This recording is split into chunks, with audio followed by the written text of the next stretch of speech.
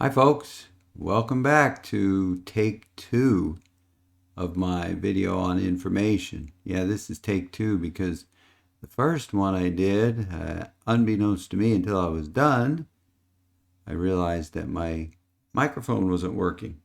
I should have noticed that, but I didn't. So my son went out and got me this, I know you can't see it over here, but he went out and got me this fancy new microphone. So my hope is that it's going to make me sound better, because I think I sound funny.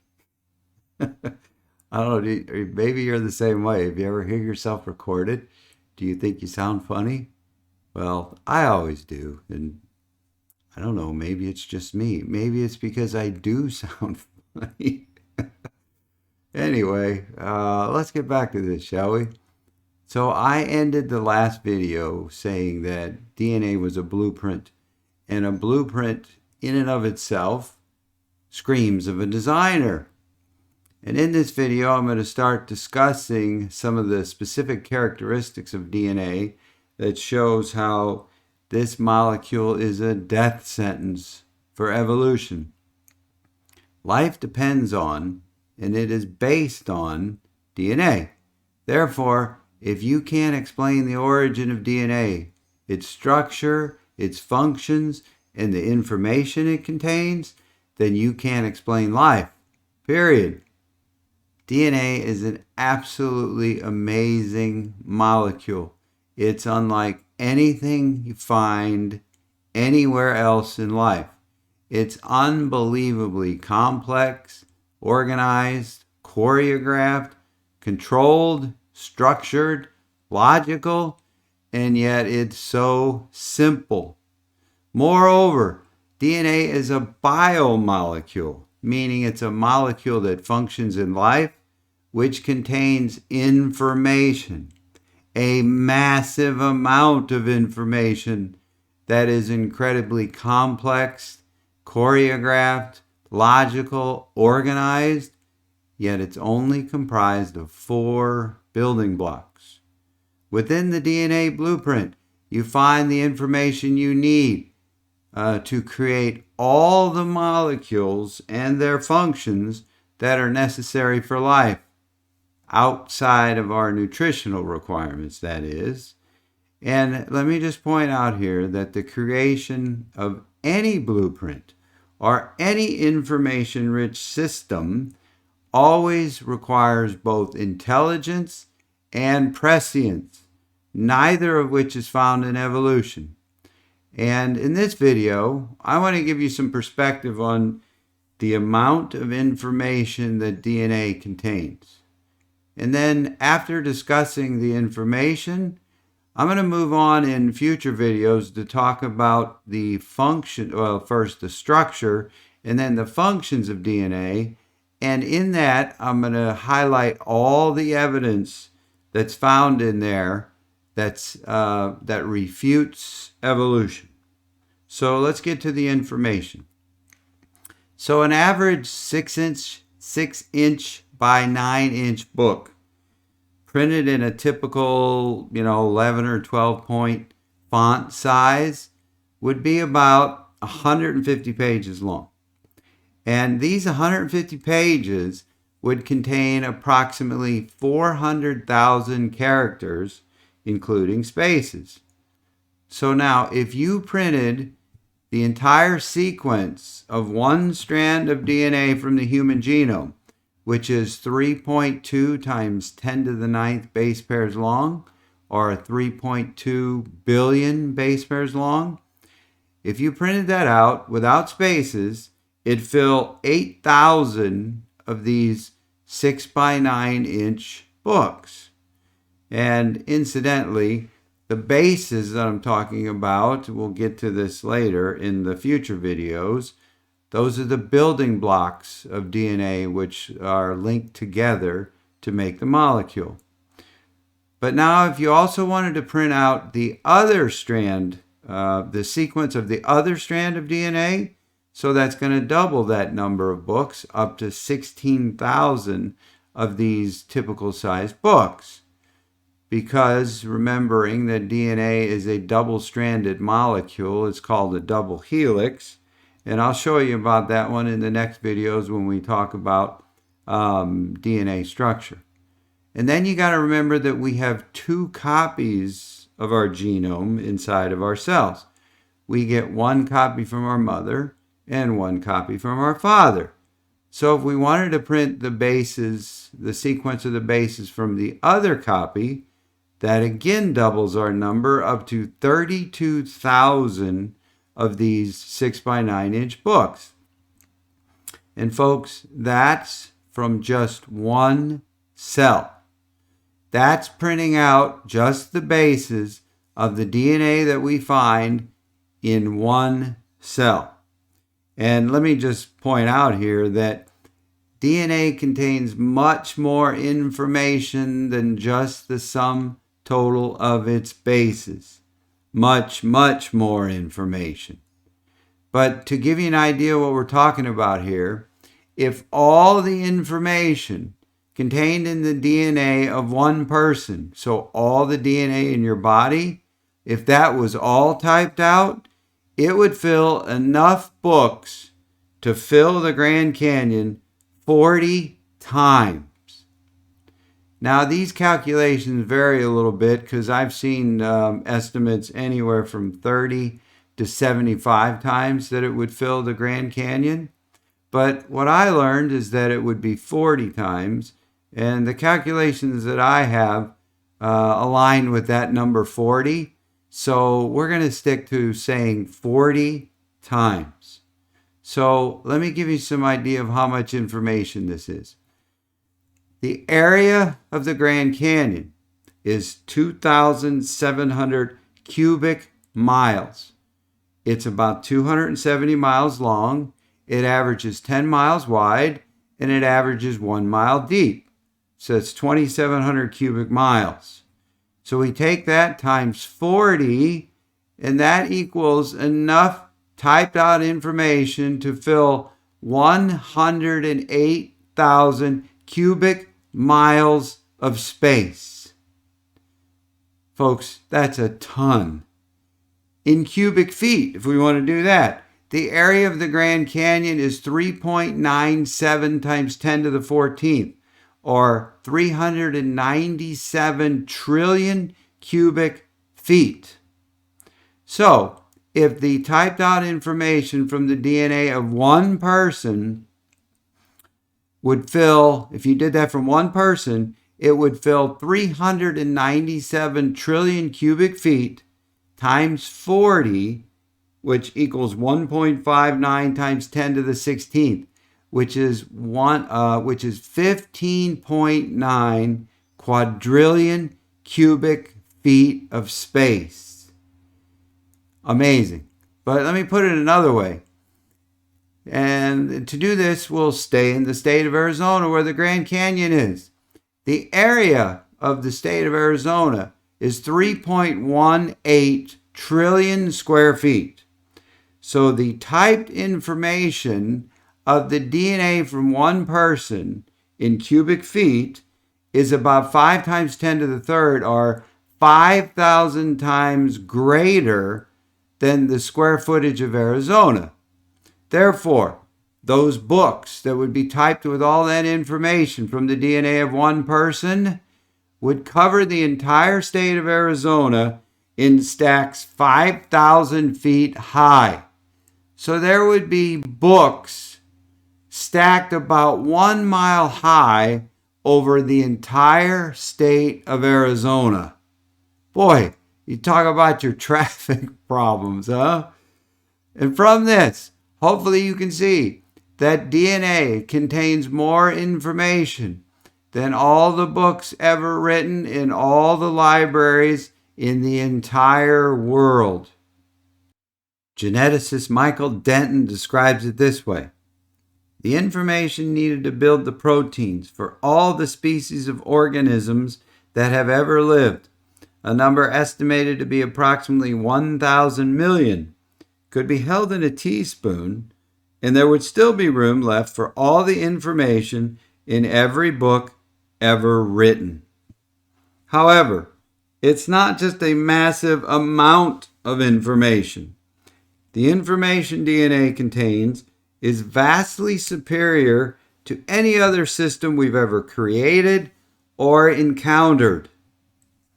Your friend and mine, Bill Gates, said this: DNA is like a computer program, only much more complex than any we have come up with. And it processes this information in a manner unlike anything else in nature or man-made. So how is this possible? And how can something so microscopic be so complex, structured, logical, ordered, and so information-rich? How does a biomolecule end up containing so much information that's all essential for life? You must understand that DNA not only stores information, it utilizes this information to create, develop, grow, sustain, reproduce, protect, and heal life itself. It contains the information needed to recognize and repair damage and errors in itself, to reproduce itself, to regulate itself, to protect itself, to store itself, to turn parts of itself on and then other parts off, and on and on and on. Without DNA, life as we know it would be impossible, which is why if you can't explain the origin of DNA, you cannot explain the origin of life.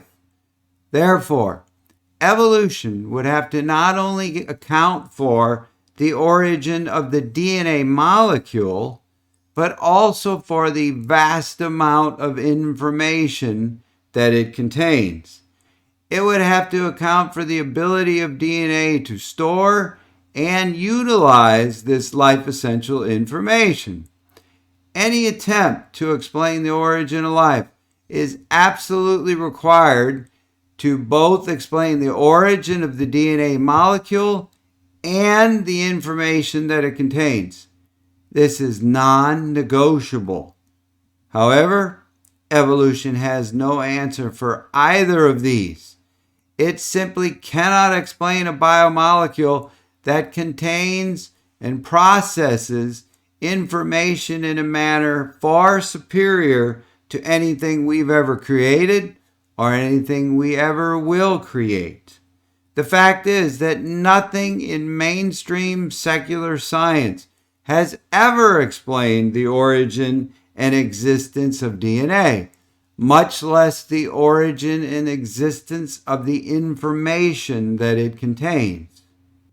As I shared in the previous video, Dr. Werner Gitt states, "There is no known law of nature, no known process, and no known sequence of events which can cause information to originate by itself in matter." The simple fact is that evolution never has and never will be able to explain DNA or the information it contains and utilizes. Therefore, evolution cannot explain the origin of life. It's that simple. You know, I've only made a few of these videos explaining why evolution is not possible scientifically, and I could have ended the discussion already because we've already shown it. It's all you need to refute the existence of evolution.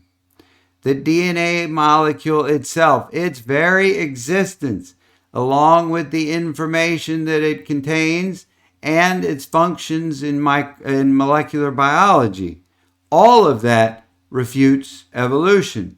You simply cannot arrive at DNA with its functions and its information via evolution. So you can easily already say, end of story, game, set, match, however you want to say it. And although we could stop here, that would kind of take all the fun out of it for me of continuing to beat this dead horse of evolution. So I am in no way going to stop. I still have a mountain of information and data that I want to go through with you, and I am going to share all of it with you. But before we move on to some of the other stuff, I want to try to blow your mind a little bit by giving you some perspective on how much DNA that we have inside of us. So the overall length of DNA varies depending on the species. But for these examples, let me focus on us. Let me focus on the human DNA. Humans have 3.2 billion base pairs of DNA in the entire genome, and it's divided up into 23 chromosomes. So to give you an idea of how long that is, if we were to take just one copy of the human genome and lay it out end to end, it would be about 3.25 feet long. Then if we laid out all the DNA found in one of our cells, it would be twice that long, or 6.5 feet long, because we have two copies of our genome inside our cells, excluding the gametes, right? And as I said, we have two copies inside of our cells, because we get one from our mother and one from our father, which is why we end up with 46 chromosomes, or 23 pairs. Each parent gives us a set of those. Now, the human body contains between 50 and 100 trillion cells that have DNA. So if you laid out all the DNA from an entire human end to end, and we'll use the smaller estimate of 50 trillion cells, we would now have at least 325 trillion feet of DNA, or 61.5 billion miles of DNA.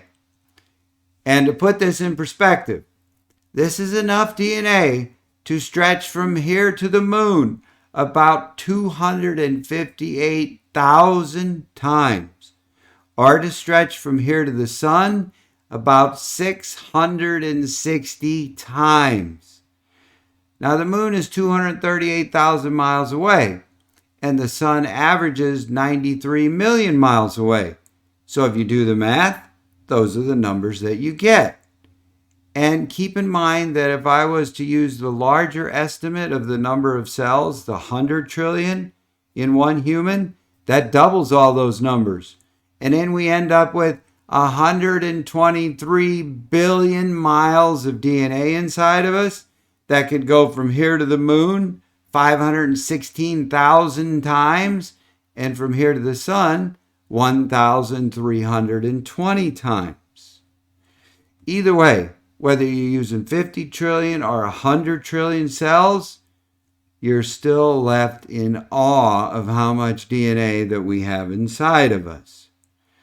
Then this incredible length of DNA becomes even more amazing when you look at how much it weighs. The weight of a single copy of our genome, about 3.25 feet long worth, is only about 3.27 picograms.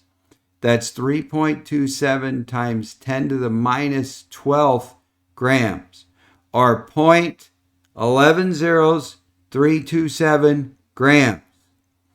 The combined weight of DNA from an entire human, and again we'll use the 50 trillion cells worth, is only about 327 grams, or 0.72 pounds. Therefore, the entire human DNA, which can stretch from here to the moon at least 258,000 times, and stretch from here to the sun at least 660 times, weighs only about 2/3 of a pound. The molecule that contains more information than all the books ever written only weighs about 2/3 of a pound. Just stop and think about that for a minute. That's incredible. It's unbelievable, whatever word you want to use.